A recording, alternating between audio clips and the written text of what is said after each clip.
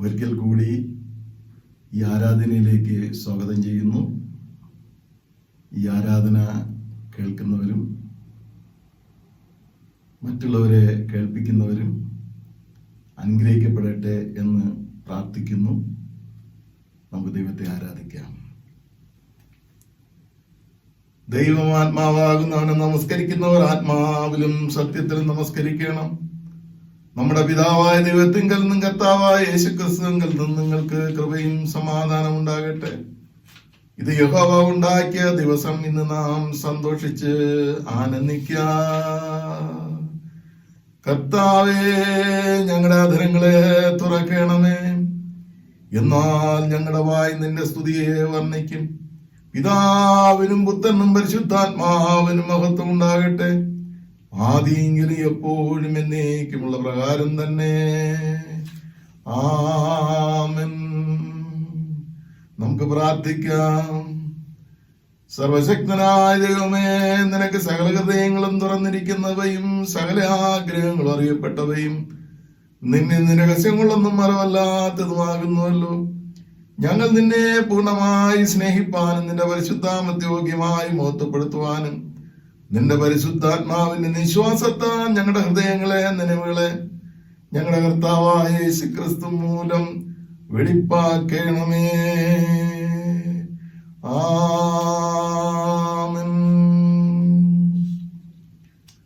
അറുക്കപ്പെട്ട കുഞ്ഞാട് ശക്തിയും ധനവും ജ്ഞാനവും ബലവും ബഹുമാനവും മഹത്വവും സ്തോത്രവും ലഭിക്കാൻ യോഗ്യൻ.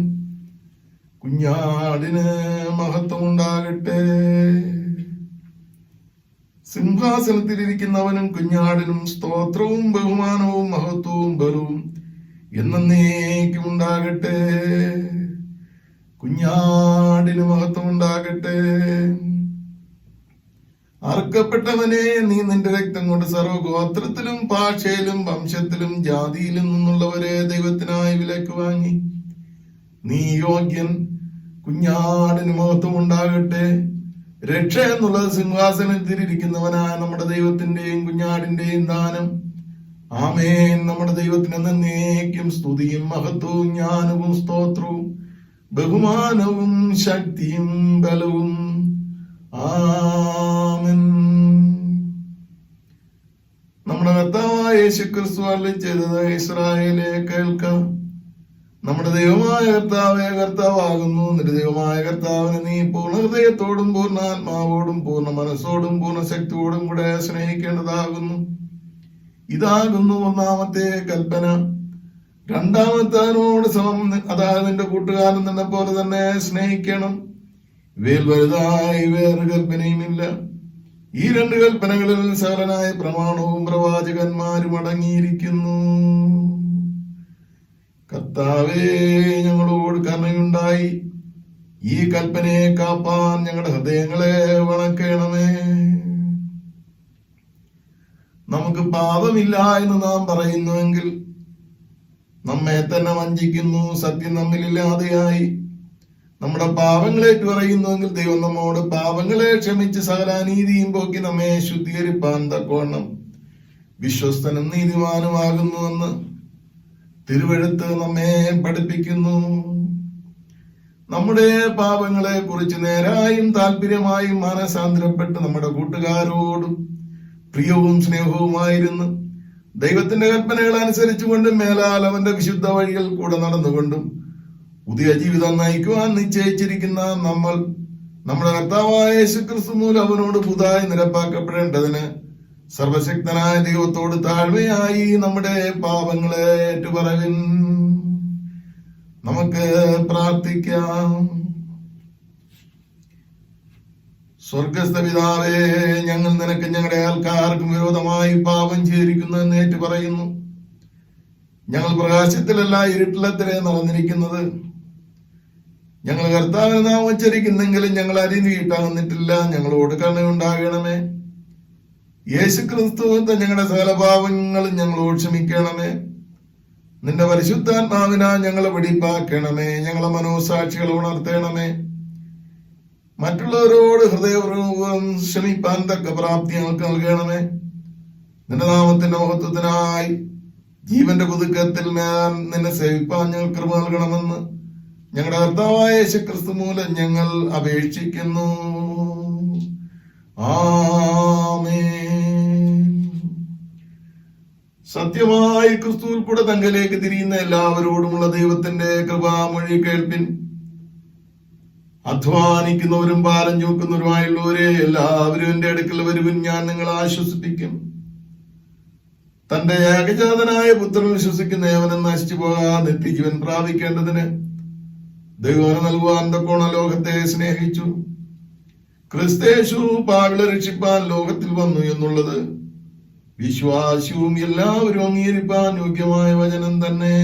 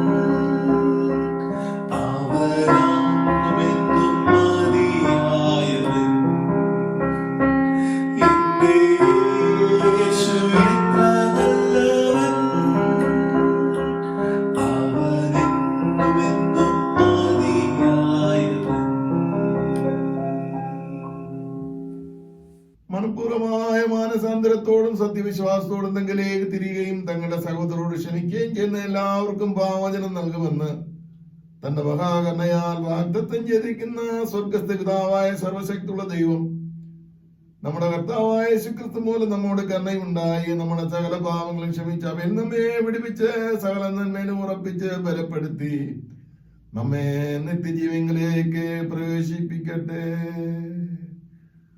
ആമേൻ. ദൈവമേ നിനക്ക് സ്തോത്രം. ദൈവോജന ശുശ്രൂഷ കർത്താവ് നിങ്ങളോടുകൂടെ ഇരിക്കട്ടെ, നിങ്ങളോടുകൂടെയും.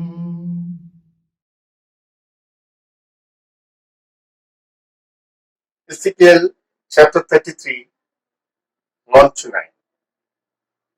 യഹോവയുടെ അരുളപ്പാട് എനിക്കുണ്ടായതെന്തെന്നാൽ, മനുഷ്യപുത്ര, നീ നിന്റെ സ്വജാതിക്കാരോട് പ്രവചിച്ചു പറയേണ്ടത്, ഞാൻ ഒരു ദേശത്തിന്റെ നേരെ വാൾ വരുത്തുമ്പോൾ ആ ദേശത്തിലെ ജനം തങ്ങളുടെ കൂട്ടത്തിൽ നിന്ന് ഒരു പുരുഷനെ തിരഞ്ഞെടുത്ത് കാവൽക്കാരനാക്കി വെച്ചാൽ, ദേശത്തിന്റെ നേരെ വാൾ വരുന്നത് കണ്ടിട്ട് അവൻ കാഹളമൂതി ജനത്തെ ഓർമ്മപ്പെടുത്തുമ്പോൾ ആരെങ്കിലും കാഹളനാദം കേട്ട് കരുതിക്കൊള്ളാതെ ഇരുന്നാൽ വാൾ വന്ന് അവനെ ഛേദിച്ചു കളയുന്നു. എങ്കിൽ അവന്റെ രക്തം അവന്റെ തലമേൽ തന്നെ ഇരിക്കും. അവൻ കാഹളനാദം കേട്ടിട്ട് കരുതിക്കൊണ്ടില്ല, അവന്റെ രക്തം അവന്റെ മേലിരിക്കും. കരുതിക്കൊണ്ടിരുന്നുവെങ്കിൽ അവൻ തന്റെ പ്രാണനെ രക്ഷിക്കുമായിരുന്നു. എന്നാൽ കാവൽക്കാരൻ വാൾ വരുന്നത് കണ്ട് കാഹളം മൂതാതെയും ജനം കരുതിക്കൊള്ളാതെയും ഇരുന്നിട്ട് വാൾ വന്ന് അവരുടെ ഇടയിൽ നിന്ന് ഒരുത്തിനെ ഛേദിച്ചു കളയുന്നുവെങ്കിൽ ഇവൻ തന്റെ അകൃത്യ നിമിത്തം ഛേദിക്കപ്പെട്ടു പോയി. എങ്കിലും അവന്റെ രക്തം ഞാൻ കാവൽക്കാരോട് ചോദിക്കും. അതുപോലെ മനുഷ്യപുത്ര, ഞാൻ നിന്നെ ഇസ്രായേൽ ഗ്രഹത്തിന് കാവൽക്കാരനാക്കി വെച്ചിരിക്കുന്നു. നീ എന്റെ വായിൽ നിന്ന് വചനം കേട്ട് എന്റെ നാമത്തിൽ അവരെ ഓർമ്മപ്പെടുത്തണം. ഞാൻ ദുഷ്ടനോട് ദുഷ്ടാ നീ മരിക്കുമെന്ന് കൽപ്പിക്കുമ്പോൾ ദുഷ്ടൻ തന്റെ വഴി വിട്ടുതിരുവാൻ കരുതിക്കൊള്ളത്തക്കവണ്ണം നീ അവനെ പ്രബോധിപ്പിക്കാതെ ഇരുന്നാൽ ദുഷ്ടൻ തന്റെ അകൃത്യ നിമിത്തം മരിക്കും. അവന്റെ രക്തമോ ഞാൻ എന്നോട് ചോദിക്കും. എന്നാൽ ദുഷ്ടൻ തന്റെ വഴിയെ വിട്ടുതിരിയേണ്ടതിനെ നീ അവനെ ഓർമ്മപ്പെടുത്തിയിട്ടും അവൻ തന്റെ വഴിയെ വിട്ടുതിരിയാഞ്ഞാൽ അവൻ തന്റെ അകൃത്യ നിമിത്തം മരിക്കും. നീയോ നിന്റെ പ്രാണനെ രക്ഷിച്ചിരിക്കുന്നു. ഇവിടെ 1-ാം വേദപാഠം അവസാനിക്കും.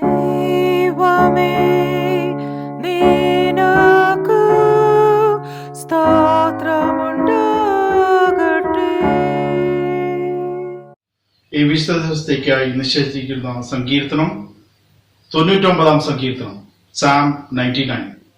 വാക്യമായി വായിക്കാം. യഹോവ വാഴുന്നു, ജാതികൾ വിറയ്ക്കട്ടെ. അവൻ കെരൂബുകളുടെ മീതെ വസിക്കുന്നു, ഭൂമി കുലുങ്ങട്ടെ. യഹോവ സിയോനിൽ വലിയവനും സകല ജാതികൾക്കും മീതെ ഉന്നതനും ആകുന്നു. അവൻ പരിശുദ്ധൻ എന്നിങ്ങനെ അവർ നിന്റെ മഹത്വം ഭയങ്കരമായ നാമത്തെ സ്തുതിക്കട്ടെ. ന്യായ തൽപരനായ രാജാവിന്റെ ബലത്തെ നീ നേരോടെ സ്ഥിരമാക്കിയിരിക്കുന്നു. നീ യാക്കോബിൽ നീതിയും ന്യായവും നടത്തിയിരിക്കുന്നു. നമ്മുടെ ദൈവമായ യഹോവയെ പുകഴ്ത്തുവിൻ, അവന്റെ പാദപീഠത്തിങ്കൽ നമസ്കരിപ്പിൻ, അവൻ പരിശുദ്ധനാകുന്നു. അവന്റെ പുരോഹിതന്മാരിൽ മോശയും അഹരോനും അവന്റെ നാമത്തെ വിളിച്ച് അപേക്ഷിക്കുന്നവരിൽ ശമൂവേലും ഇവർ യഹോവയോട് അപേക്ഷിച്ച് അവൻ അവർക്ക് ഉത്തരമരുളി. മേഘസമ്മത്തിൽ നിന്ന് അവൻ അവരോട് സംസാരിച്ചു. അവർ അവന്റെ സാക്ഷ്യങ്ങളും അവൻ കൊടുത്ത ചട്ടവും പ്രമാണിച്ചു.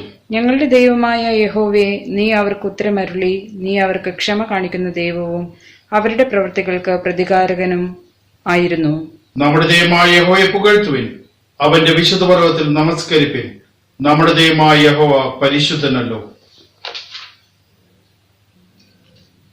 പിതാവിനും പുത്രനും പരിശുദ്ധാത്മാവിനും മാത്രമുണ്ടാകട്ടെ. ആദ്യങ്ങളിൽ ഇപ്പോഴും എന്നേക്കുമുള്ള പ്രകാരം തന്നെ. ആമേൻ. Matthew chapter 5 verse 3-11. Happy are those who know they are spiritually poor. The kingdom of heaven belongs to them. Happy are those who mourn. God will comfort them. Happy are those who are humble. They will receive what God has promised.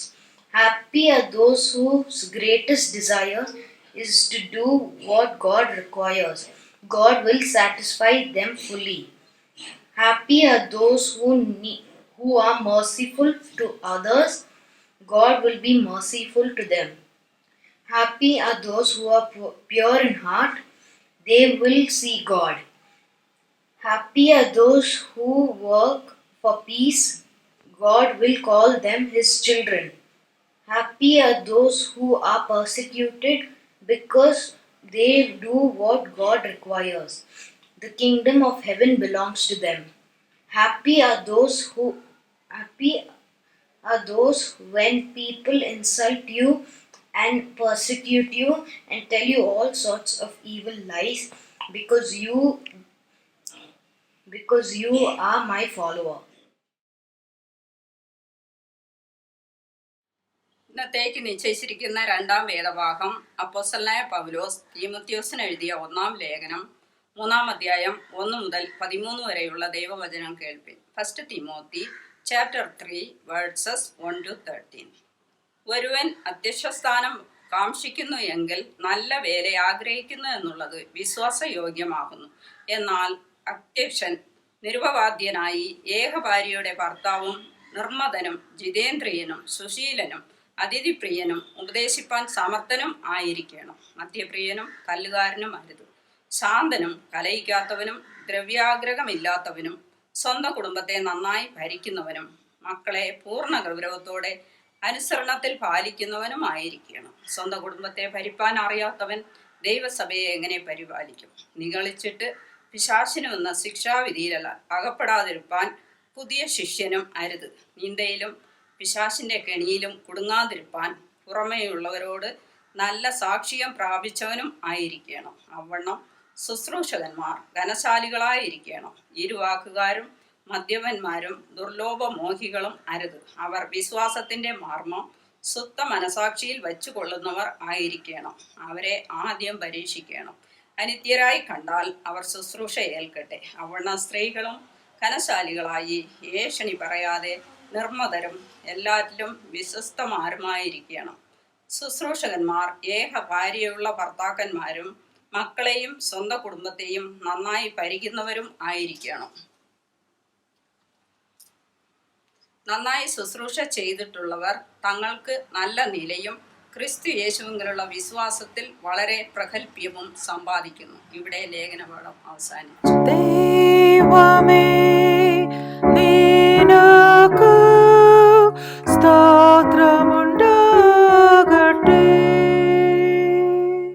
Mary's song, Luke chapter 1 verse 46 to 56.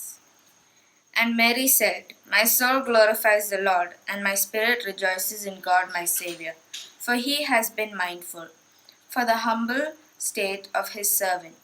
From now on generations will call me blessed, for the mighty one has done great things for me. Holy is his name.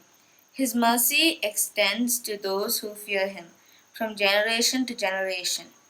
He has performed mighty deeds with his arm. He has scattered those who are proud in their innermost thoughts. He has brought down rulers from their thrones, but has lifted up the humble. He has filled the hungry with good things, but has sent the rich away empty. He has helped his servant Israel, remembering to be mindful. To Abraham and his descendants forever, just as he promised our ancestors. Mary stayed with Elizabeth for about 3 months and then returned home. ഇന്ന് കാലത്തേക്കായി നിശ്ചയിച്ചിരിക്കുന്ന സുവിശേഷ വേദഭാഗം വിശുദ്ധ യോഹന്നാൻ എഴുതിയ സുവിശേഷം 21-ാം അധ്യായം 15-ാം വാക്യം മുതൽ 19-ാം വാക്യം വരെ. യോഹന്നാൻ എഴുതിയ സുവിശേഷം 21-ാം അധ്യായം 15-ാം വാക്യം മുതൽ. അവർ പ്രാതൽ കഴിച്ച ശേഷം യേശു ശിമോൻ പത്രോസിനോട്, യോഹന്നാന്റെ മകനായ ശിമോനെ, നീ ഇവരിൽ അധികമായി എന്നെ സ്നേഹിക്കുന്നോ എന്ന് ചോദിച്ചു. അതിന് അവൻ, ഉപകർത്താവേ, എനിക്ക് നിന്നോട് പ്രിയമുണ്ട് എന്ന് നീ അറിയുന്നുവല്ലോ എന്ന് പറഞ്ഞു. എന്റെ കുഞ്ഞാടുകളെ മേയിക്ക എന്ന് അവൻ അവനോട് പറഞ്ഞു. രണ്ടാമതും അവനോട്, യോഹന്നാന്റെ മകനായ ശിമോനെ, നീ എന്നെ സ്നേഹിക്കുന്നോ എന്ന് ചോദിച്ചു. അതിന് അവൻ, ഉപകർത്താവേ, എനിക്ക് നിന്നോട് പ്രിയമുണ്ട് എന്ന് നീ അറിയുന്നുവല്ലോ എന്ന് പറഞ്ഞു. എന്റെ ആടുകളെ പാലിക്ക എന്ന് അവൻ അവനോട് പറഞ്ഞു. മൂന്നാമതും അവനോട്, യോഹന്നാന്റെ മകനായ ശിമോനെ, നിനക്കെന്നോട് പ്രിയമുണ്ടോ എന്ന് ചോദിച്ചു. എന്നോട് പ്രിയമുണ്ടോ എന്ന് മൂന്നാമതും ചോദിക്കാൻ പത്രോസ് ദുഃഖിച്ചു. കർത്താവെ, നീ സകലവും അറിയുന്നു, എനിക്ക് നിന്നോട് പ്രിയമുണ്ട് എന്ന് നീ അറിയുന്നു എന്ന് അവനോട് പറഞ്ഞു. യേശു അവനോട്, എന്റെ ആടുകളെ മേയിക്ക. ആമേൻ ആമേൻ, ഞാൻ നിന്നോട് പറയുന്നു, നീ യൗവനക്കാരനായിരുന്നപ്പോൾ നീ തന്നെ അരകെട്ടി ഇഷ്ടമുള്ളയിടത്ത് നടന്നു. വയസ്സനായ ശേഷമോ നീ കൈ നീട്ടുകയും വേറൊരുത്തൻ നിന്റെ അരകെട്ടി നിനക്ക് ഇഷ്ടമില്ലാത്ത ഇടത്തേക്ക് നിന്നെ കൊണ്ടുപോവുകയും ചെയ്യും എന്ന് പറഞ്ഞു. അതിനാൽ അവൻ ഇന്നവിധം മരണം കൊണ്ട് ദൈവത്തെ മഹത്വപ്പെടുത്തും എന്നവൻ സൂചിപ്പിച്ചു. ഇത് പറഞ്ഞിട്ട് എന്നെ അനുഗമിക്ക എന്ന് അവനോട് പറഞ്ഞു. ഇവിടെ സുവിശേഷ വേദഭാഗം വായിച്ച് അവസാനിക്കുന്നു.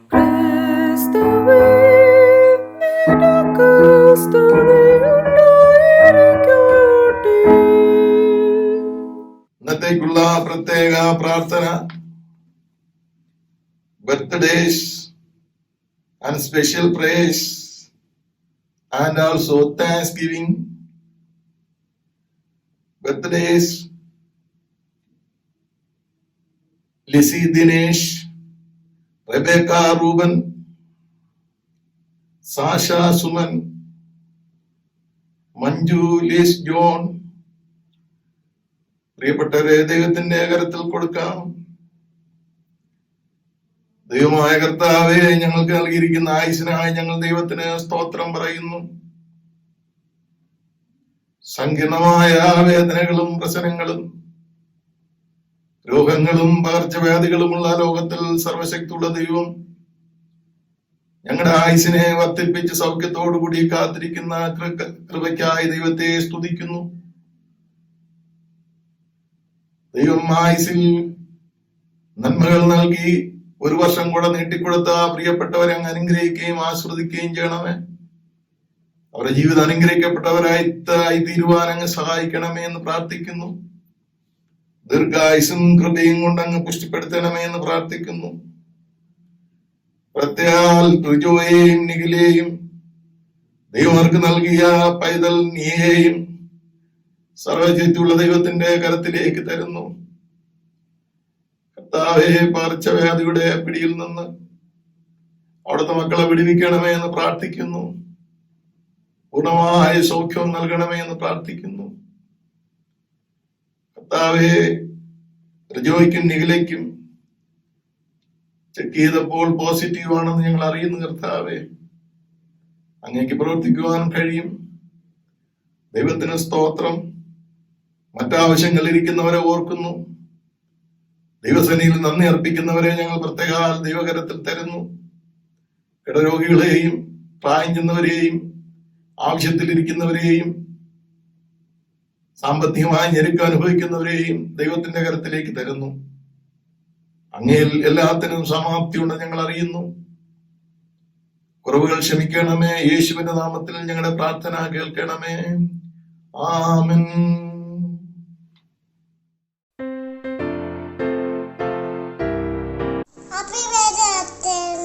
Dear Achan, we are grateful for your gentle wisdom, your devotion to God, and to our congregation. We wish you a special happy birthday. Happy birthday, Acha. Happy birthday, Achan. Happy birthday, dear Achan. It's for you. Hello, Acha. We want to thank you for your love and guidance. May God bless you with many more years of peace and happiness. Wishing you a very happy birthday.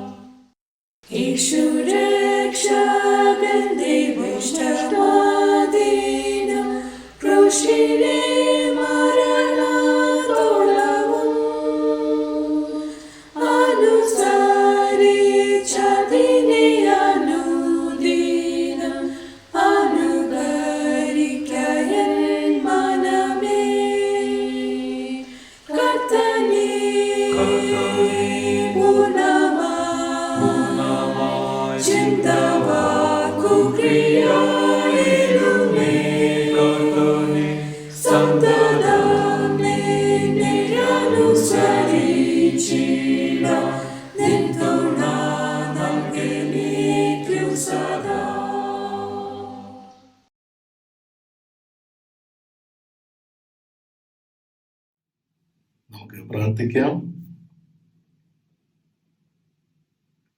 ഞങ്ങളെ വാത്സല്യമായി സ്നേഹിക്കുന്ന ഞങ്ങളുടെ കർത്താവെ, രൂപാന്തരപ്പെട്ടവരായി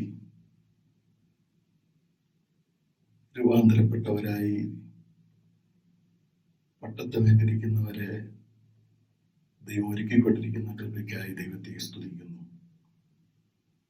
ആ രൂപാന്തരം എന്താണെന്ന് ഞങ്ങളെ പഠിപ്പിക്കണമേ. അടിയന്റെ വായിലെ വാക്കുകളും ഞങ്ങളുടെ എല്ലാവരുടെയും ഹൃദയത്തിലെ ചിന്തകളും അങ്ങേക്ക് ഇഷ്ടകരമായിരിക്കാൻ സഹായിക്കണമെന്ന് യേശുവിന്റെ നാമത്തിൽ അപേക്ഷിക്കുന്നത് കൃപയോടുകൂടി കേൾക്കണമേ. ആമേൻ. Ordained ministry transformed to transform. പട്ടത്വ ശുശ്രൂഷ രൂപാന്തരപ്പെടുത്തുന്നതിനായി രൂപാന്തരപ്പെട്ടവർ എന്ന ചിന്തയെ ആധാരമാക്കി ചില കാര്യങ്ങൾ പങ്കുവയ്ക്കാനായി ഞാൻ ആഗ്രഹിക്കുന്നു. പട്ടത്വ ശുശ്രൂഷയിൽ പ്രധാനമായി 3 തരത്തിലുള്ള വിളികളുണ്ട്. ഒന്ന്, ഏറ്റവും പ്രധാനപ്പെട്ടത് എ കോൾ ഫ്രം ഗാഡ്, ദൈവത്തിൽ നിന്നുള്ള വിളി. രണ്ടാമത് a call from he himself, ഓർഡിനേഷനെ വിധേയപ്പെടുന്ന വ്യക്തിക്ക് തന്നിൽ ഉണ്ടാകേണ്ടതായ വിളി, അതായത് സ്വയമായി ഞാൻ ഉത്തരവാദിത്വം ഏറ്റെടുക്കാം എന്നുള്ള സമർപ്പണം. മൂന്നാമത് A call from the people, A call from the community, സമൂഹം നൽകുന്നതായ വിളി. നിങ്ങളൊരു ഓർഡിനേഷൻ സർവീസ് കണ്ടിട്ടുണ്ടെങ്കിൽ നിങ്ങൾക്കത് മനസ്സിലാക്കാൻ സാധിക്കും. ഒരുപക്ഷെ അത് കണ്ടിട്ടില്ല എങ്കിൽ ഓൺലൈനിൽ നെറ്റിൽ നിങ്ങൾ സെർച്ച് ചെയ്താൽ അതിനെക്കുറിച്ച് കൂടുതൽ മനസ്സിലാക്കാനായി കഴിയും എന്ന് ഞാൻ നിങ്ങളെ ഓർമ്മിപ്പിക്കുന്നു. ഇന്ന് തന്ന വേദഭാഗത്തെ അടിസ്ഥാനപ്പെടുത്തി, പ്രത്യേകിച്ച് സുവിശേഷ വേദഭാഗത്തിൽ നിന്ന് ഇന്നത്തെ ചിന്തയ്ക്ക് ഒരടിസ്ഥാനമിടാമെന്ന് ഞാൻ ആഗ്രഹിക്കുന്നു. സുവിശേഷ വേദഭാഗത്ത് പറഞ്ഞിരിക്കുന്ന പ്രധാനപ്പെട്ട കഥാപാത്രം പത്രോസാണ്. അദ്ദേഹം രണ്ടാമനായി വരികയും ഒന്നാമനായി തീരുകയും ചെയ്തു. യോഹന്നാൻ സുവിശേഷം 1-ാം അധ്യായം 40-ാം വാക്യം വായിക്കുമ്പോൾ നാം ഗ്രഹിക്കുന്നു. അദ്ദേഹത്തിന്റെ സഹോദരനായ അന്ത്രയോസ് ആയിരുന്നു ആദ്യമായി യേശുക്രിസ്തുവിനെ കണ്ടുമുട്ടിയത്. അതുകൊണ്ട് ആന്ത്രയോസിനെ നമുക്ക് പറയാം, Andrew was an introducer of Peter. വചനം പറയുന്നു, അന്ത്രയോസ് അവനെ യേശുവിന്റെ അടുക്കൽ കൊണ്ടുവന്നു. യേശു അവനെ നോക്കി, നീ യോഹന്നാന്റെ പുത്രനായ ശീമോനാകുന്നു, നിനക്ക് കേഫ എന്ന് പേരാകും, അത് പത്രോസ് എന്നാകുന്നു. യോഹന്നാൻ 1:41-42 വാക്യങ്ങൾ. യേശുവിനെ കണ്ട ആ അവസരത്തിൽ തന്നെ സങ്കോചം കൂടാതെ ചില ശിഷ്യന്മാർക്ക് യേശുവിനെ സ്വീകരിപ്പാനായി മുൻകൂട്ടി അവരെ സ്നാപയോഹന്നാൻ ഒരുക്കിയിരുന്നു എന്ന് നമ്മൾ ചരിത്രം പഠിക്കുമ്പോൾ അറിയുന്നു. പൗലോസ് പത്രോസിനെ സംബോധന ചെയ്യുന്നത് കേഫ എന്ന ആരാമ്യ പദം ഉപയോഗിച്ചായിരുന്നു. പത്രോസിനെ കുറിച്ച് ചിന്തിക്കുമ്പോൾ ഗുണദോഷ സമ്മിശ്രമായ പല അനുഭവങ്ങളും അദ്ദേഹത്തിന് ഉണ്ടായിരുന്നു. Peter has been known as the prince of the apostles, ശിഷ്യഗണത്തിന്റെ ഉത്തമനെന്ന് നമുക്ക് വ്യാഖ്യാനിക്കാം.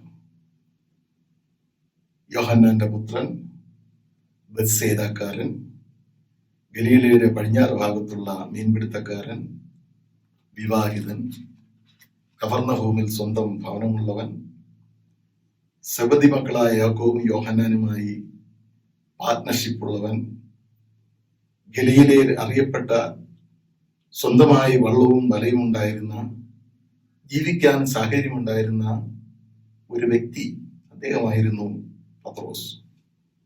യോഹന്നാൻ സുവിശേഷങ്ങളിലും 1-ാം അധ്യായത്തിലും ലൂക്കോസ് 5:7-10, മത്തായി 4:21 ഇവ വായിക്കുമ്പോൾ ഞാൻ ഈ പറഞ്ഞ കാര്യങ്ങൾ നിങ്ങൾക്ക് മനസ്സിലാക്കാനായി സാധിക്കും.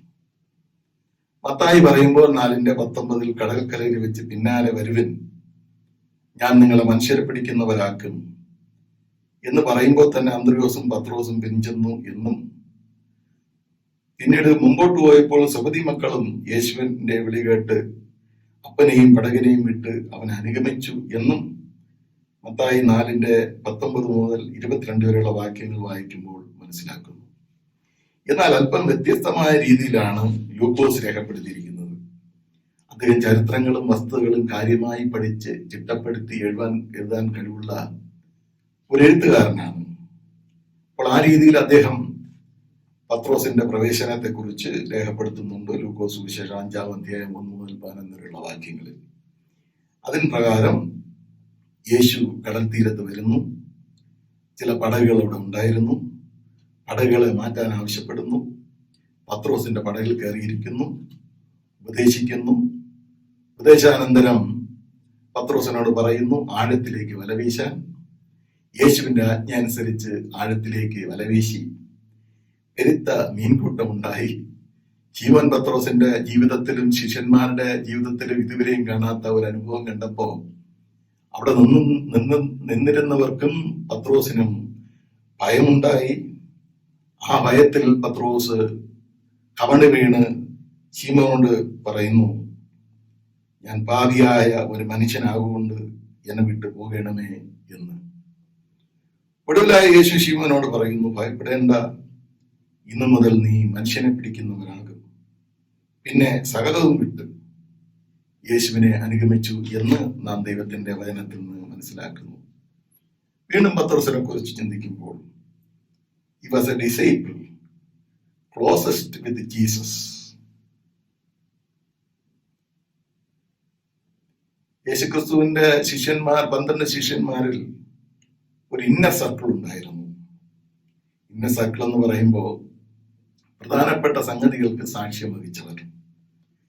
പള്ളിപ്രമാണിയുടെ മകളുടെ ഉയർപ്പിലും രൂപമലയുടെ രൂപാന്തര പ്രാർത്ഥനയിലും ഗതശമനയിലെ അധിപതയിലുള്ള യേശുക്രിസ്തുവിന്റെ പ്രാർത്ഥനയിലും പത്രോസ്, യാക്കോബ്, യോഹന്നാൻ ഈ 3 പേരും പങ്കെടുത്തതായി നാം അറിയുന്നു. പ്രത്യേകിച്ച് മരൂപമലയിലുള്ള പ്രാർത്ഥന, ആ അനുഭവം പത്രോസ് ശ്രദ്ധിച്ച് 2 പത്രോസ് 1-ാം അധ്യായം 16 മുതൽ 18 വരെയുള്ള ഭാഗത്ത് അത് രേഖപ്പെടുത്തിയിട്ടുമുണ്ട്. അപ്പോൾ വളരെ വിശ്വസ്തരായ യേശുവിനോട് കൂടെ ഉണ്ടായിരുന്ന ഒരു ഗ്രൂപ്പിന്റെ ഭാഗമായിരുന്നു ഈ പത്രോസ് എന്ന് നാം ഗ്രഹിക്കുന്നു. മാത്രമല്ല, പത്രോസ് അപ്പോസ്തല സംഘത്തിന്റെ വക്താവായിരുന്നു. Peter a spokesman of the group. ഏറ്റവും പ്രധാനപ്പെട്ട അനുഭവം എന്ന് പറയുന്നത് ഫിലിപ്പിന്റെ കൈസറിയിൽ വെച്ച് യേശു ഒരു ചോദ്യം ചോദിക്കുന്നു. ഈ ചോദ്യം എങ്ങനെയാണ്? ജനങ്ങൾ മനുഷ്യപുത്രനെ ആരെന്ന് പറയുന്നു? അവർ പറയുന്നു, ചിലർ പറയുന്നു യോഹന്നാന്റെ മറുജന്മം. യോഹന്നാൻ മരിച്ചതിന് ശേഷമാണല്ലോ ഈ ചോദ്യം ചോദിച്ചത്. ചിലർ പറയുന്നു ഏലിയാവ്, മറ്റു ചിലർ പറയുന്നു ഇരേമിയാവ്, ചിലർ പറയുന്നു പ്രവാചകന്മാരിൽ ഒരുത്തൻ. അപ്പൊ യേശു വീണ്ടും ചോദിക്കുന്നു, നിങ്ങൾ എന്നെ ആരെന്ന് പറയുന്നു? പത്രോസ് പറഞ്ഞു, നീ ജീവനുള്ള ദൈവത്തിന്റെ പുത്രനായ ക്രിസ്തു. യേശു പറയുന്നു, നീ പത്രോസാകുന്നു, ഈ പാറമേൽ ഞാൻ എന്റെ സഭയെ പണിയും.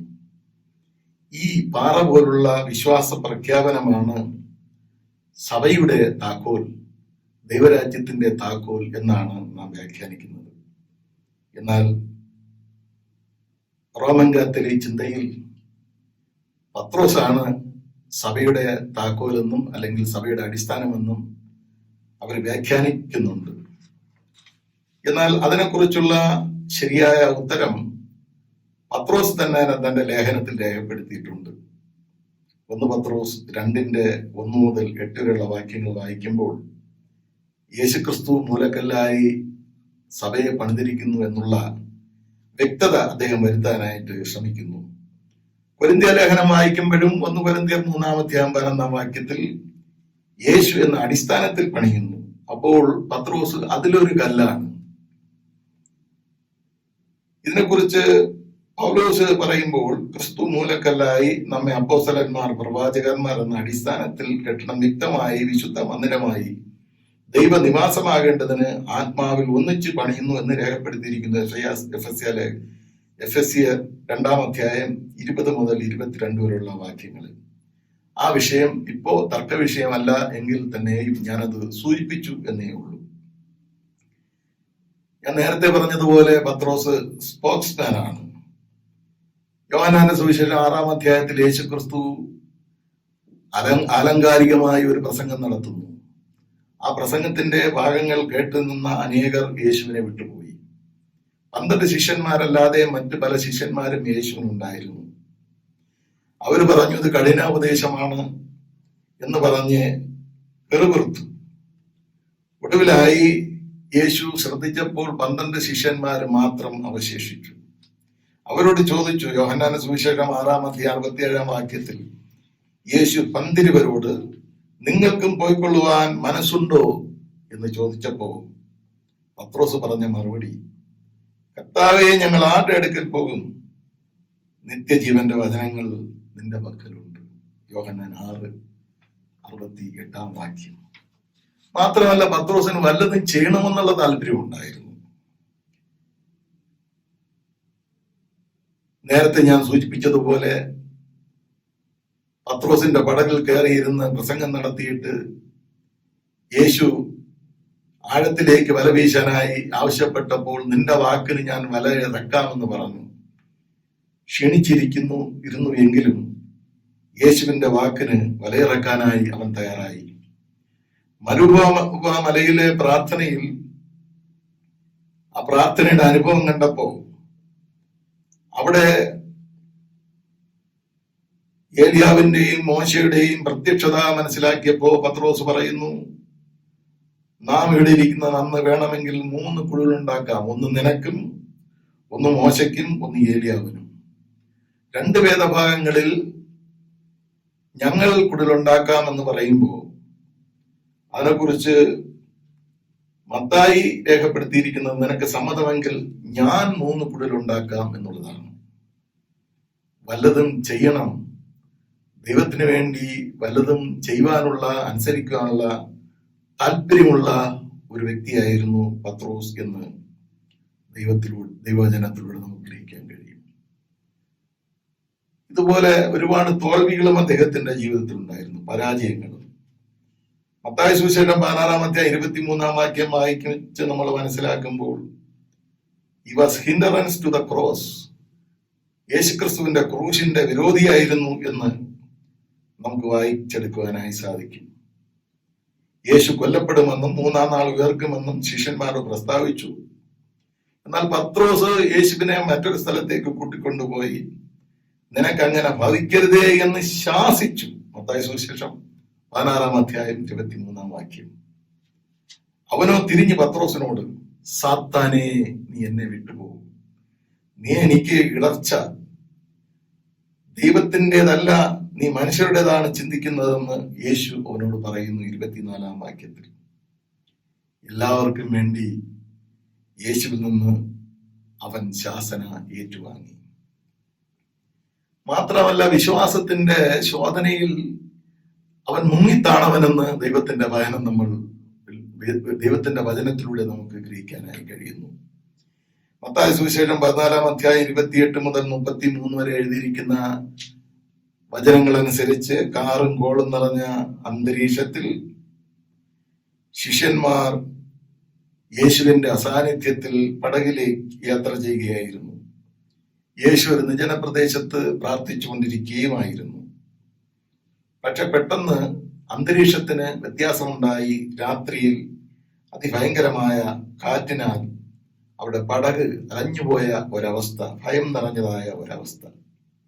ആ സന്ദർഭത്തിൽ യേശു കടലിലൂടെ നടന്നു. ശിഷ്യന്മാർ യേശുവിന്റെ ഭൂതമാണെന്ന് യേശുവിനെ കുറിച്ച് നിരൂപിച്ചു. യേശു പറഞ്ഞു, ധൈര്യപ്പെടുവൻ, ഞാനാകുന്നു. പത്രോസ് പറഞ്ഞു, നീ ആകുന്നു എങ്കിൽ ഞാൻ വെള്ളത്തിൽ നിന്റെ അടുക്കൽ വരേണ്ടതിന് കൽപ്പിക്കണം. യേശു പറഞ്ഞു, വരിക. പടകിൽ നിന്നിറങ്ങി പത്രോസ് കടലിൽ കൂടെ നടന്നു. പെട്ടെന്ന് കാറ്റ് കണ്ട് പേടിച്ച് മുങ്ങി. യേശു കൈനീട്ടി അവനെ പിടിച്ചു. അല്പവിശ്വാസിയെ, നീ എന്തിന് സംശയിച്ചു? അവർ പടകിൽ കയറി. കാറ്റ് അമർന്നു. ശിഷ്യന്മാർ ദൈവപുത്രൻ എന്ന് പറഞ്ഞ് ദൈവത്തിന് മഹത്വം കൊടുത്തു എന്ന് വായിക്കുന്നു. നല്ല കാര്യങ്ങൾ അദ്ദേഹത്തെ കുറിച്ച് പറയുവാനുണ്ടെങ്കിലും അതുപോലെ തന്നെ പരാജയത്തിന്റെ, വിശ്വാസത്തിന്റെ പരാജയത്തിന്റെ, യേശുക്രിസ്തുവിന്റെ ക്രൂശിന്റെ മാർഗത്തിന്റെ തടസ്സത്തിന്റെ അനുഭവങ്ങൾ ഒക്കെ പത്രോസിൽ നിന്ന് നമുക്ക് ഗ്രഹിച്ചെടുക്കാനായി സാധിക്കും. നാം ഒന്ന് ഓർഡിനേഷനെ കുറിച്ചാണല്ലോ ചിന്തിക്കുന്നത്. ഇങ്ങനെയുള്ള ഒരു മനുഷ്യനാണല്ലോ ഓർഡൈൻ ചെയ്തത് എന്ന് നമുക്ക് ഗ്രഹിക്കാനായി ഈ ഭാഗങ്ങളൊക്കെ പഠിക്കുമ്പോൾ ദൈവത്തിന്റെ കൃപ എത്ര വലുതാണ് എന്ന് നമ്മെ ഓർമ്മിപ്പിക്കുന്നു. മാത്രമല്ല, യേശുവിന്റെ ക്രൂശിന്റെ വഴി അറിയാത്തവനും സ്വയമായി എടുക്കുന്ന തീരുമാനങ്ങളിൽ സ്ഥിരതയില്ലാത്തവനും ഭീരുവും ഇത്തരത്തിലുള്ള ഒരു സ്വഭാവം പത്രോസിലുണ്ടായിരുന്നു. യേശുവിനെ അറസ്റ്റ് ചെയ്യുന്നതിന് മുമ്പ് യേശു പറഞ്ഞു, ഈ രാത്രിയിൽ നിങ്ങൾ എല്ലാവരും എങ്കിൽ ഇടറും. മത്തായി 26:31. അതിന് പത്രോസ് പറഞ്ഞു, എല്ലാവരും ഇടറിയാലും, നിങ്ങൾ എല്ലാവരും ഇടറിയാലും ഞാൻ ഒരു നാളും ഇടറുകയില്ല. 33 വാക്യം. വീണ്ടും തുടർന്ന് യേശു പറഞ്ഞു, ഈ രാത്രിയിൽ കോഴി കൂവും മുമ്പേ നീ 3 വട്ടം എന്നെ തള്ളി പറയും എന്ന് ഞാൻ സത്യമായിട്ട് നിന്നോട് പറയുന്നു. മത്തായി 26:34 വാക്യം. പത്രോസ് പറയുന്നു, നിന്നോട് കൂടെ മരിക്കേണ്ടി വന്നാലും ഞാൻ നിന്നെ തള്ളി പറയുകയില്ല. 35 വാക്യം. ഇത് പറഞ്ഞു യേശുക്രിസ്തു ഗതശമനയിലെ പ്രാർത്ഥനയിലേക്ക് പോയി. പത്രോസ് ധൈര്യത്തിനു വേണ്ടി വാള് കരുതിയിരുന്നു എന്നും നാം അറിയുന്നു. യോഹന്നാന്റെ സുവിശേഷം 18 10 വാക്യം വായിക്കുമ്പോൾ, യേശുവിനെ അറസ്റ്റ് ചെയ്തപ്പോൾ ശീമോൻ പത്രോസ് തനിക്കുള്ള വാൾ ഊരി മഹാപുരോഹിതന്റെ ദാസൻ മൽക്കോസിനെ വെട്ടി, വലതുകാൽ അത് അറ്റുപോയി. യേശുക്രിസ്തു പറഞ്ഞു, വാൾ ഉറയിലിടുക, വാളെടുക്കുന്നവൻ വാളാൽ മരിക്കും എന്ന്. മൽക്കോസിന്റെ കാതിനെ യേശുക്രിസ്തു സൗഖ്യപ്പെടുത്തി. മത്തായി സുവിശേഷം 26:52 ഈ വാക്യവും യോഹന്നാന്റെ സുവിശേഷം 18:10 ചേർത്ത് വായിക്കുമ്പോൾ ഈ സംഭവത്തെ കുറിച്ച് നമുക്ക് ശരിയായ അറിവ് ലഭിക്കുന്നു. അറസ്റ്റ് ചെയ്ത യേശുവിനെ മഹാപുരോഹിതന്റെ അടുക്കലേക്ക് കൊണ്ടുപോയി. പത്രോസ് മുറ്റത്തുണ്ടായിരുന്നു. വേലക്കാരത്തിയുടെ മുമ്പിലും, പടിപ്പുരയിൽ നിന്ന് പുറപ്പെടുമ്പോൾ മറ്റൊരുത്തിയുടെ മുമ്പിലും, പിന്നെ അവിടെ നിന്നിരുന്നവരുടെ മുമ്പിലും, ഇങ്ങനെ 3 ഇടങ്ങളിൽ അരുമനാഥനായ കർത്താവിനെ അറിയുന്നില്ല എന്ന് പറയാനുള്ള അവസരം പത്രോസിൽ വന്നു ഭവിച്ചു എന്നുള്ളത് ദുഃഖകരമാണ്. ഇതെല്ലാം നമ്മെ ഓർമ്മിപ്പിക്കുന്നത് തീരുമാനങ്ങളിൽ തോക്കുക, വിശ്വാസങ്ങളിലും തീരുമാനങ്ങളിലും പരാജയപ്പെടുക എന്ന സ്വഭാവം പത്രോസിന്റെ കൂടപ്പിറവിയായിരുന്നു എന്നുള്ളതാണ്. ആലോചിക്കാതെയും ചിലപ്പോൾ പറഞ്ഞ കാര്യങ്ങളിൽ മറവിയും, എന്നാൽ അതിലുപരിയായി തെറ്റായ വാക്ക് ഉച്ചരിച്ചാൽ, വസ്തുത തെറ്റായി പോയാൽ ദുഃഖത്തോടുകൂടി കരയുന്ന സ്വഭാവവും പത്രോസിന് ഉണ്ടായിരുന്നു. ഇന്നത്തെ വേദഭാഗത്ത് 3ാമത്തെ പ്രാവശ്യം യേശുക്രിസ്തു ചോദിക്കുമ്പോൾ പത്രോസ് ദുഃഖിച്ചു എന്ന് വായിക്കുന്നു. 3 പ്രാവശ്യം തള്ളി പറഞ്ഞതിന് ശേഷം കോഴി കൂകിയ അവസരത്തിൽ പത്രോസ് യേശുവിനോട് പറഞ്ഞത് ഓർമ്മിക്കുകയും ദുഃഖത്തോടുകൂടി കരയുകയും ചെയ്തു എന്ന് ദൈവവചനം നമ്മെ പഠിപ്പിക്കുന്നു. എന്നാൽ ലൂക്കോസ് സുവിശേഷം 22:61-62 പ്രകാരം യേശു അവനെ നോക്കിയപ്പോൾ യേശുവിന്റെ നോട്ടം അവനെ കരയിപ്പിച്ചു. പുറത്തുപോയി അതിദുഃഖത്തോടുകൂടി കരഞ്ഞു. ഒരുപക്ഷെ ഈ 3-fold ഡിനയിലായിരിക്കാം അവനെ കൂട്ടിച്ചേർക്കുന്നതിലേക്കും വേണ്ടി യേശുക്രിസ്തു 3-fold questions or 3-fold examinations നടത്തിയത് എന്ന് ആശയപരമായി നമുക്ക് ചിന്തിക്കാം. ഉയർത്തെഴുന്നേറ്റ യേശു പലർക്കും പ്രത്യക്ഷപ്പെട്ടു. മഗ്ദലന മറിയത്തിനും എമ്മൗസ് യാത്രക്കാർക്കും പ്രത്യക്ഷപ്പെട്ടു. അവൻ ഉയർത്തെഴുന്നേറ്റ വസ്തുത മഗ്ദലക്കാരത്തി മറിയ പറഞ്ഞപ്പോൾ പത്രോസും യോഹന്നാനും കല്ലറയ്ക്കൽ ഓടി തുറന്ന കല്ലറ അവർ കണ്ടു.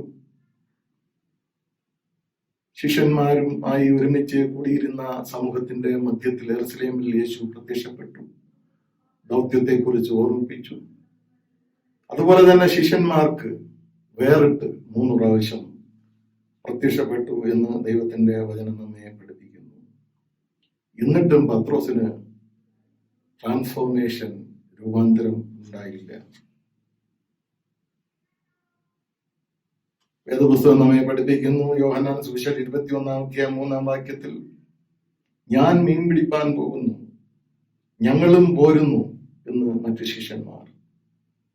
എന്നാൽ അവർ മീൻ പിടിക്കുവാൻ പോയി, എങ്കിലും രാത്രിയിൽ അവർക്ക് ഒന്നും കിട്ടിയില്ല എന്ന് വായിക്കുന്നു. ഞാൻ മേലുദ്ധരിച്ച വസ്തുതകളുടെ വെളിച്ചത്തിൽ സമ്മിശ്ര സ്വഭാവമുള്ള, ശീതവാനുമല്ല ഉഷ്ണവാനുമല്ലാത്ത ഒരു വ്യക്തിത്വം എങ്ങനെ രൂപാന്തരപ്പെട്ടു എന്നത് നമുക്ക് ചിന്തയ്ക്ക് വിധേയപ്പെടുത്തേണ്ട ഒന്നാണ്. യേശുവിന്റെ സ്നേഹം, യേശുവിന്റെ സഹനത എന്തുമാത്രം സ്തുത്യർഹമാണ്, വിശാലമാണ്, വലുതാണ്, മേന്മയേറിയതാണ് എന്ന് നാം ഈ കഥയിലൂടെ അല്ലെങ്കിൽ ഈ അനുഭവത്തിലൂടെ മനസ്സിലാക്കാൻ ശ്രമിക്കുന്നു. യോഹന്നാന്റെ മകനായ ശീമോൻ കേഫ അഥവാ പത്രോസ് ആയ കഥ. യോഹന്നാൻ എന്ന വാക്കിന്റെ അർത്ഥം പ്രാവും, ശിമയോൻ എന്ന വാക്കിന്റെ അർത്ഥം മണലും, പത്രോസ് എന്ന പദത്തിന്റെ അർത്ഥം കേഫ, ആരാമ്യ ഭാഷയിൽ കേഫ എന്നും ഗ്രീക്ക് ഭാഷയിൽ പെട്ര അഥവാ പത്രോസ് എന്നും നാം മനസ്സിലാക്കുന്നു. ഏത് കടക്കലെ വെച്ച് അവർ യേശു അവനെ മനുഷ്യനെ പിടിക്കുന്നവനാക്കും എന്ന് പറഞ്ഞുവോ, അതേ കടൽക്കരയിൽ വെച്ച് തന്നെ വള്ളവും വലയും വിട്ട് യേശുവിനെ അനുഗമിച്ചു. അതേ കടൽക്കരയിൽ വെച്ച് തന്നെ പെരുത്ത മീൻകൂട്ടത്തിന്റെ അനുഭവത്തോടുകൂടി 153 വലിയ മീൻ. ആ അനുഭവത്തിൽ ശിഷ്യന്മാരായിത്തീരുകയും യേശു ക്രിസ്തു പ്രാതൽ നൽകിയ ശേഷം യോഹന്നാൻ കൂടെയുള്ള ആ സാഹചര്യത്തിൽ പത്രോസിനെ ശുശ്രൂഷയ്ക്ക് ധൈര്യപ്പെടുത്തി രൂപാന്തരപ്പെടുത്തുന്നതായിട്ട് ദൈവത്തിന്റെ വചനം നമ്മെ പഠിപ്പിക്കുന്നു. ഓർഡിനേഷൻ സമയത്ത് ഒരു പട്ടത്ത് നിൽക്കുന്ന കാൻഡിഡേറ്റിനോട് ഒരു ബിഷപ്പ് ചോദ്യം ചോദിച്ച് അവനെ സ്ഥിരപ്പെടുത്തുന്നത് പോലെ ഇവിടെയും പത്രോസിനെ സ്ഥിരപ്പെടുത്തുന്നു. ഇവിടെ പറഞ്ഞിരിക്കുന്ന സ്നേഹം എന്ന പദം അഗപ്പ എന്ന പദത്തിൽ നിന്നാണ്. ഫിലയോൻ എന്ന പദമാണ് പത്രോസ് ഉപയോഗിച്ചിരിക്കുന്നത്. എറോസ് എന്ന പദം സെക്സ്വൽ ബന്ധത്തെ സൂചിപ്പിക്കുന്നതാണ്. എറോസ് എന്ന പദം ഇവിടെ ഉപയോഗിച്ചിട്ടില്ല. പകരം ഫിലയോൻ എന്ന പദം, ആ പദമാണ് പത്രോസ് മറുപടിയായി നൽകിയത്. വേദഭാഗങ്ങളെ ശ്രദ്ധിക്കുക. 3 പ്രാവശ്യം പത്രോസ് യേശുവിനെ തള്ളിപ്പറഞ്ഞല്ലോ. ഇവിടെ പത്രോസിനെ സ്ഥിരപ്പെടുത്താനായി 3 ചോദ്യങ്ങൾ. യോഹന്നാന്റെ മകനായ ശീമോനെ, നീ ഇവയിലധികമായി എന്നെ സ്നേഹിക്കുന്നു, നിനക്ക് ദൈവസ്നേഹമുണ്ടോ? പത്രോസ് ഉത്തരം കൊടുത്തു, എനിക്ക് നിന്നോട് പ്രിയമുണ്ട്, ഫിലോയുണ്ട്, മറിച്ച് അഗപ്പ ഇല്ല എന്ന് സാരം. അപ്പൊ യേശു പറഞ്ഞു, ഫീഡ് മൈ ലാംസ്, എന്റെ കുഞ്ഞാടുകളെ മേയ്ക്കുക. അതേ ചോദ്യം തന്നെ രണ്ടാമതും ചോദിക്കുന്നു. അതേ ഉത്തരം തന്നെ പത്രോസ് നൽകുകയും ചെയ്യുന്നു. അപ്പോൾ യേശു പറയുന്നു, ടെൻഡ് മൈ ഷീപ്പ്, എന്റെ ആടുകളെ പാലിക്കാം. നേരത്തെ feed my lamps, here tend my sheep. എന്നാൽ 3ാമത്തെ ചോദ്യം തികച്ചും വ്യത്യാസമാണ്. യേശു ചോദിക്കുന്നു, യോഹന്നാന്റെ മകനായ ശീമോനെ, നിനക്ക് എന്നോട് പ്രിയമുണ്ടോ? അഗപ്പെ എന്ന പദമല്ല, പത്രോസ് പറഞ്ഞ അതേ പദം തന്നെ, പ്രിയമെങ്കിലും ഉണ്ടോ എന്നുള്ളതാണ്. ഈ ചോദ്യത്തിൽ പത്രോസ് ദുഃഖിച്ചു. കർത്താവേ, നീ സകലതും അറിയുന്നു, എനിക്ക് നിന്നോട് പ്രിയമുണ്ട് എന്നും നീ അറിയുന്നു എന്ന് അവനോട് പറഞ്ഞു. ഒടുവിലായി യേശു പറയുന്നു, "Tend my sheep and follow me." എന്റെ ആടുകളെ പാലിക്കുക, എന്നെ പിന്തുടരുക. തുടർന്ന് അവന്റെ ഓർഡിനേഷൻ സംഭവിക്കുന്നു. പത്രോസ് പറയുന്നു, "ആമേൻ, ആമേൻ, ഞാൻ നിന്നോട് പറയുന്നു, നീ യൗവനക്കാരനായിരുന്നപ്പോൾ നീ തന്നെ അരകെട്ടി ഇഷ്ടമുള്ള ഇടത്ത് നടന്നു. വയസ്സായ ശേഷമോ മറ്റൊരുത്തൻ, ദൈവം, പരിശുദ്ധാത്മാവ്, നിന്റെ അരകെട്ടി നിനക്ക് ഇഷ്ടമില്ലാത്ത സ്ഥലത്ത് നിന്നെ കൊണ്ടുപോവുകയും ചെയ്യും എന്ന് പറഞ്ഞു. അതിനാൽ അവൻ ഇന്നവിധം മരണം കൊണ്ട് ദൈവത്തെ വെളിപ്പെടുത്തും എന്ന് അവൻ സൂചിപ്പിച്ചു. നീ ഇവയിലധികമായി എന്നെ സ്നേഹിക്കുന്നു. സ്വന്തം കാര്യങ്ങൾ ഉപേക്ഷിച്ച്, നിന്റെ വള്ളവും വലയും ഉപേക്ഷിച്ച്, അമ്മായിയമ്മയുടെ വീടും ഉപേക്ഷിച്ച്, നിന്റെ കുടുംബവും കുടുംബ ബന്ധങ്ങളും ഉപേക്ഷിച്ച്, നിന്റെ ബിസിനസ്സും ഗലീല തീരവും ഉപേക്ഷിച്ച്, സ്നേഹിത വൃന്ദവും എല്ലാം ഉപേക്ഷിച്ച് ദൈവത്തിനായി പ്രവർത്തിക്കാനുള്ള അരകെട്ടൽ ഇവിടെ സംഭവിക്കുന്നു. അതിന്റെ ട്രാൻസ്ഫോർമേഷന്റെ മറ്റ് കാര്യങ്ങള് അപ്പോസ്തലപ്രവൃത്തി വായിക്കുമ്പോൾ നാം ഗ്രഹിക്കുന്നു. പഴയ പത്രോസ് അല്ല, പുതിയ പത്രോസ്, രൂപാന്തരപ്പെട്ട പത്രോസ്. റിഫോം ടു റിഫോം എങ്ങനെ നടന്നു എന്ന് അപ്പോസ്തലപ്രവൃത്തികൾ വായിക്കുമ്പോൾ നമുക്ക് അറിയാം. അപ്പോസ്തലപ്രവൃത്തി 12-ാം അധ്യായം 1-17 വായിക്കുമ്പോൾ ഹെരോദ് അഗ്രിപ്പാസ് പത്രോസിനെ സുവിശേഷ നിമിത്തം കാരാഗൃഹത്തിൽ അടച്ചു. അവിടെ നിന്ന് ദൈവം അവനെ മോചിതനാക്കി. സഭയുടെ പ്രാർത്ഥന ദൈവം കേട്ടു. വീണ്ടും ദൈവരാജ്യത്തിന്റെ പ്രവൃത്തിയിൽ അദ്ദേഹം സജീവമായി. ഒടുവിൽ പത്രോസ് റോമിൽ പ്രവർത്തിച്ചുകൊണ്ടിരിക്കുമ്പോൾ സഭയ്ക്ക് അറിവ് കിട്ടി പത്രോസിനെ കൊല്ലുവാൻ ശ്രമിക്കുന്നു എന്ന്. സഭ ആവശ്യപ്പെട്ടതനുസരിച്ച് പത്രോസ് അവിടം വിട്ട് ഓടി. വഴിയിൽ വെച്ച് യേശു ക്രിസ്തു പ്രത്യക്ഷപ്പെട്ടു. ആ ദർശനത്തിൽ യേശു അവനോട് സംസാരിച്ചു. പത്രോസ് ചോദിക്കുന്നു, "കർത്താവേ, നീ എവിടെ പോകുന്നു?" യേശു പറയുന്നു, "ഞാൻ റോമിലേക്ക് പോകുന്നു." "നീ റോമിൽ എന്തിനാണ് പോകുന്നത്?" യേശു പറയുന്നു, "കോവാദീസ് ഡോമിനോ, ഞാൻ ക്രൂശിക്കപ്പെടുവാൻ പോകുന്നു." "അങ്ങ് വീണ്ടും ക്രൂശിക്കുകയോ?" "അതെ, ഞാൻ ക്രൂശിക്കപ്പെടുവാൻ പോകുന്നു." പത്രോസിന് കാര്യം മനസ്സിലാക്കി. പത്രോസ് തിരിഞ്ഞ് റോമിലേക്ക് യാത്രയായി. ഈ സംഭവങ്ങളെ കുറിച്ച് പത്രോസിന്റെ പ്രവൃത്തികൾ എന്ന പൗരാണിക ഗ്രന്ഥത്തിൽ രേഖപ്പെടുത്തിയിട്ടുണ്ട്. പത്രോസ് റോമിലെത്തി, തന്നെ അറസ്റ്റ് ചെയ്തു. യൂസേബിയസ് എന്ന സഭാപിതാവിന്റെ രേഖയിൽ പത്രോസിന്റെ മാനസിക വ്യത കൂട്ടാനായി അദ്ദേഹത്തിന്റെ ഭാര്യയെ ക്രൂശിച്ചു. മറ്റു ചില പാരമ്പര്യങ്ങളിൽ നിന്ന് പത്രോസിന്റെ സാന്നിധ്യത്തിൽ തന്റെ മക്കളെയും കൊന്നു.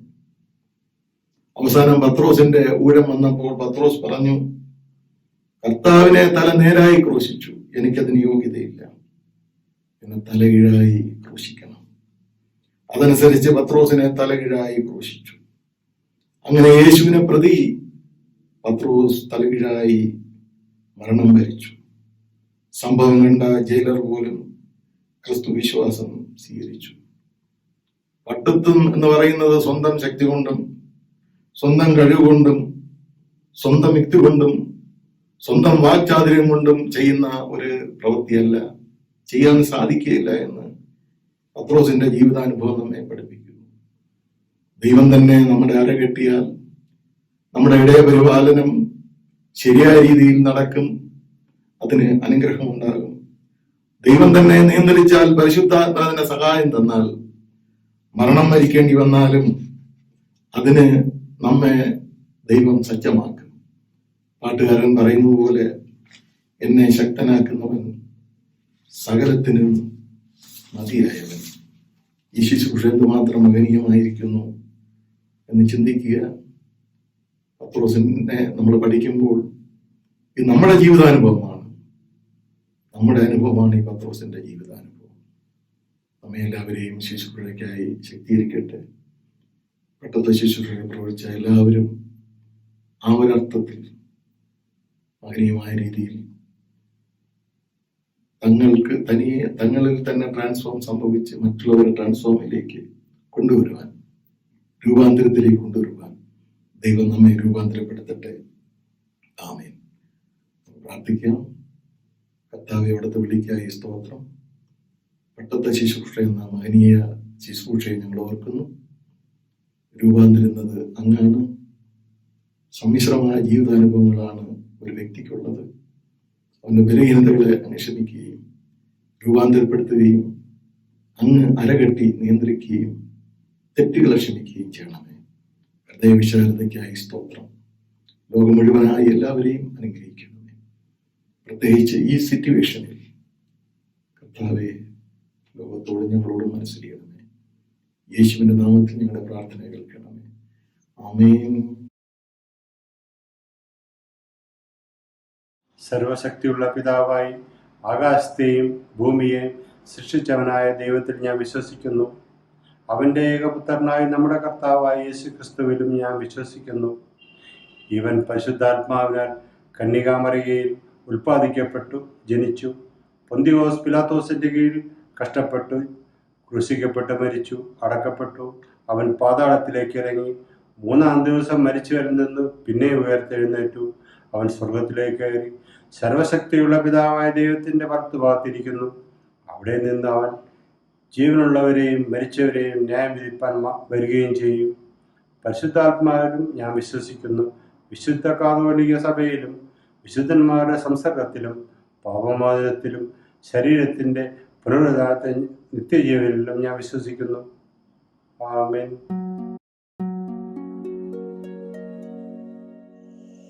മധ്യസ്ഥ പ്രാർത്ഥനയ്ക്കായി തലകളെ വണക്കാം.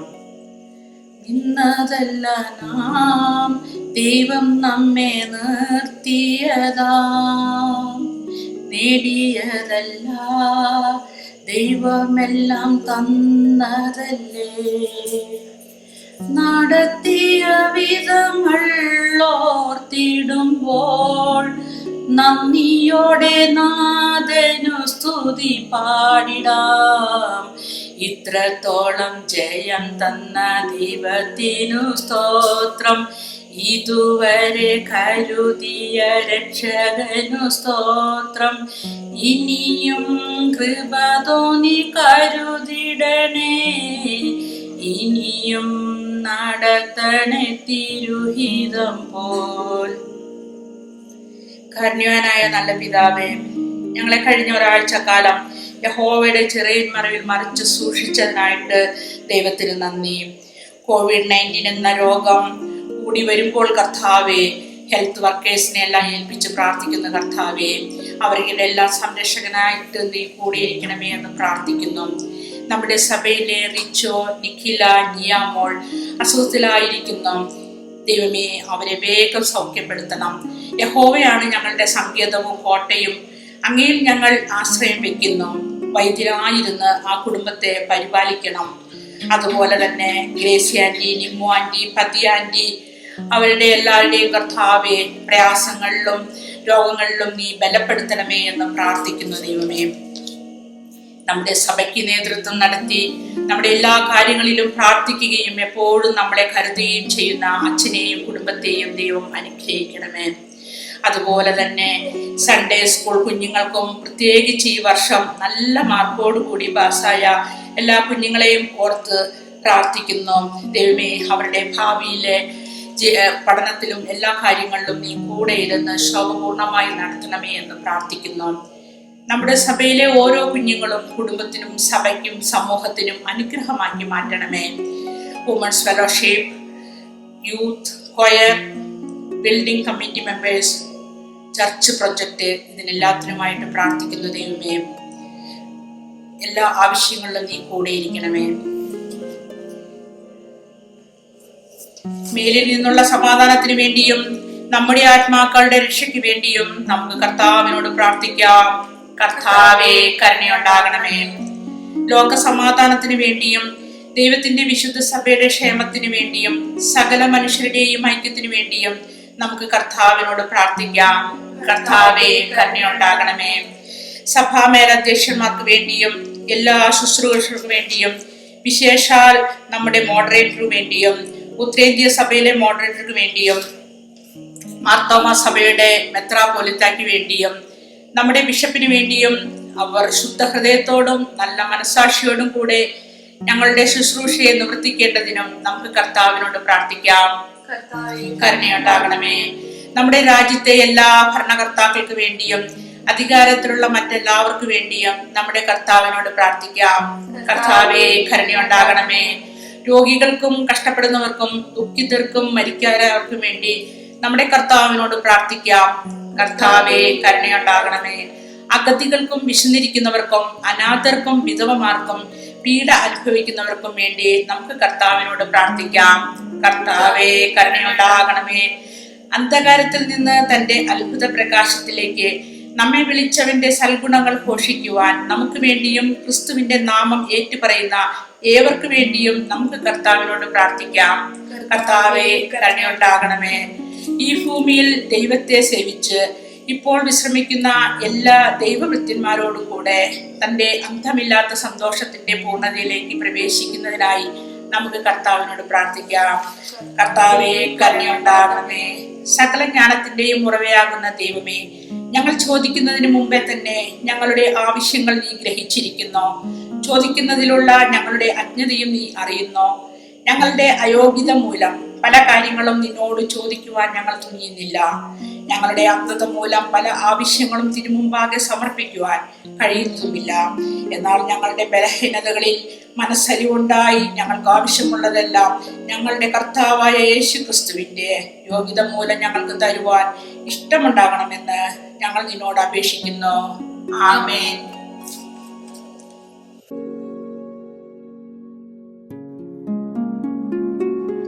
Almighty God, Father of all mercies, we thine unworthy servants do give thee most humble and hearty thanks for all thy goodness and loving kindness to us and to all men.